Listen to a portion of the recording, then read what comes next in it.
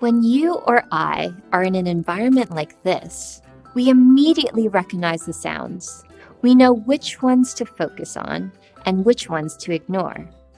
But how do I get a hearing aid to do this? It would be easy if I just wanted to talk to Peter and didn't care about the rest. The hearing aid would just shut everything else down. But that would confuse me because I can see things happening, but struggle to hear them. I want to be able to hear what's happening around me, like my friend shouting that my barbecue is ready, the guy playing the tuba on a unicycle, my daughter when she wants my attention, the bird in the sky, and everything else. It's a very complex task for a small hearing aid. Remember, sounds are constantly moving. After years of research, we have found that the best way to solve this problem is to train a hearing aid with millions of real-life sound samples. This way it can learn to recognize each type of sound and their relative importance. To do this, we use something called a deep neural network.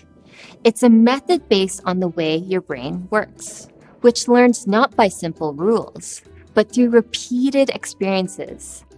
And it looks something like this. A deep neural network consists of different layers with thousands of connections. Each layer feeds information in one direction, from input to output. The neural network does not see the soundscape shown here. It only receives a complicated mixture of sounds. In the case of the sound scene, the first layer extracts simple sound elements and patterns from the input. Then, the next layer builds these elements together to recognize and make sense of what is happening. Finally, based on all of this, the output layer chooses how to balance the sound scene. This is then compared to how it should ideally sound. But here's the twist, and this is what's so groundbreaking about deep neural networks. At first, the neural network has no idea what it's listening to. It only hears a complicated mixture of sounds, so it just responds randomly. But every time it balances the sound scene the wrong way, information flows back through the network, saying the balancing is wrong. So anything that was supporting that decision, its connection gets a bit weaker. And anything that was supporting a more ideal balancing, its connection strengthens. It does this over and over again until millions of sound scenes later. The neural network teaches itself to process any environments presented to it.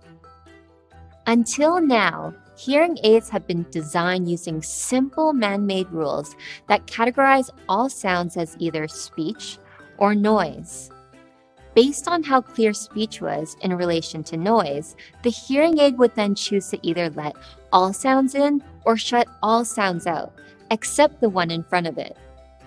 We took a new perspective and broke out of the lab to collect sounds from real-life situations with a highly specialized 360-degree microphone. And after training our deep neural network with all these sound scenes, we built it into our new hearing aid, Oticon More.